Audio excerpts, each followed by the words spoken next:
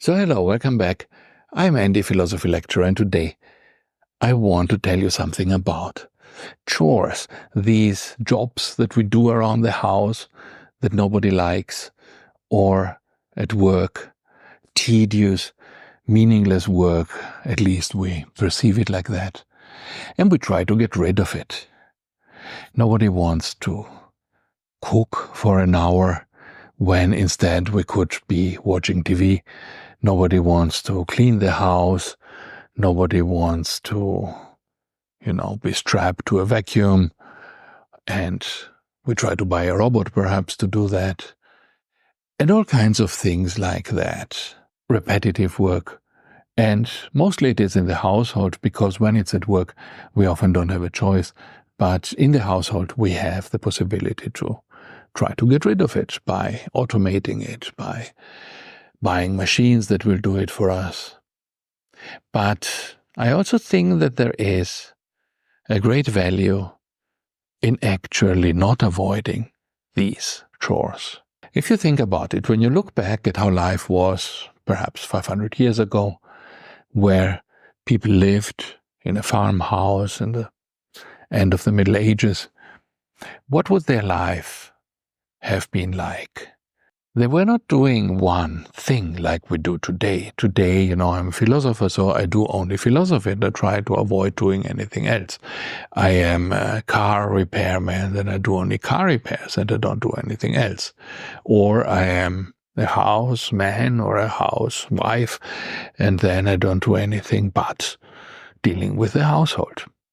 But this was not how it was in the past, right? In the past, people would have done all sorts of things. The life of a medieval farmer was a lot more varied than anything that we can imagine today. And sometimes you see TV series, you can also find them on YouTube, where you can see how farmers in old times worked. There is a beautiful series by Ruth Goodman where she shows together with other people how the farmers worked in old times. And what they did was to do all kinds of work that happened around the house. They would build a house, or they would build extensions to the house. They would build from scratch stables for the animals. They would build fences. They would plant trees and vegetables and gardens. They would keep animals. They would take care of the animals. They would feed them. They would cook. They would make their own clothes. They would cut the fleece of sheep and make wool and then spin it and make, thread and make their own clothes. They would bake bread. They would make their own candles or their own lights from rushes. So there are all these activities that fill up the day. A medieval farmer probably did not have much free time.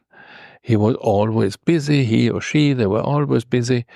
And from the morning until they went to bed in the night, they were doing something.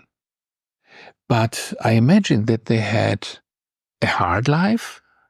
And to make sure I wouldn't want to go back there without health insurance, without doctors, without modern surgery, without, all sorts of things that we have today, antibiotics, that can save our lives and make them better, make them safer.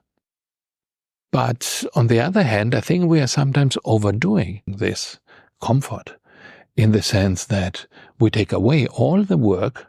And if you take away all the work, then you're left with an empty day in which nothing meaningful happens anymore. And this is sometimes the situation we have now. We have a meaningless work where we're just pushing paper somewhere, or we are pressing buttons in a way that everybody else could replace us. And then we go home, and at home again we are pressing a few buttons. We are ordering a meal. We are sitting in front of the TV, we go to bed. And this is not making us happy. This is making us unhappy. This is something that is destroying our lives, because then we go to bed and we feel empty. We scroll on our phones. We don't know what to do. We feel that our life doesn't have meaning.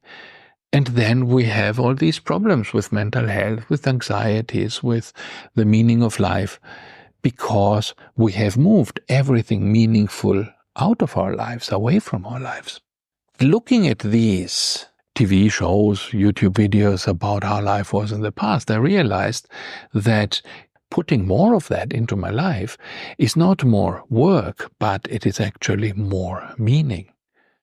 And so we have started in my family to do such things like cooking every day. We never order food, we never go out, we cook our own food from scratch. And this is a very meaningful activity. And this makes me happy when I do it. I cook every day for the family, and there is this thought, what do we want to eat? And then we go buy the ingredients, and then I have 1 hour or 2 every evening in which I'm sitting in the kitchen and cooking, making the food. And it is nice. You produce something, and at the end you have the product of your work. It's a very meaningful activity in which you have the people of your family, the people you love, eat the food that you cooked, and they like it, and they say how good it tastes, and you know how healthy it is because you made it and it's not full of chemicals and so on. So this is one thing, but we also do more things. I try to experiment with other things. For example, we sometimes make our soap, or we make meat. We make regularly our own yogurt.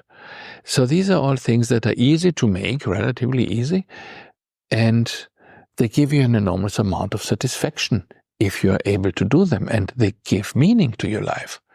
Because now I might be working in a factory where I'm pressing a button 500 times every day, but then I go home, and then at home I am the one who creates something real. I make a bread, I make a yogurt, I make something for me to drink, and I can enjoy these things. I can enjoy the process of making them, and then I can also enjoy the product. And the same is true of, instead of watching something on TV, you can write something, you can record a video, you can make some music, you can play music, you can learn to play music. There are so many apps that help you learn the piano, for example. You don't even need a piano. You can, buy a cheap guitar or even use your phone to make some music. So there are all these possibilities to enrich our life. And many of these would be seen as chores, would be seen as things that you have to get rid of. But as the Buddhists say, sometimes Buddha is in a broomstick or in some other kind of activity that you do in order to clean your house, in order to keep it nice, in order to cook food. So all these are places where you meet the Buddha, in the sense that you meet the meaning of your life. You meet the thing that can make you happier and more fulfilled.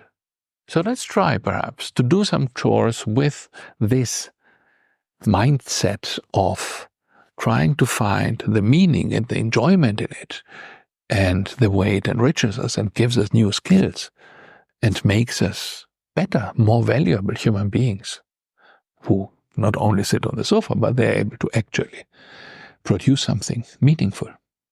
Thank you, and see you tomorrow.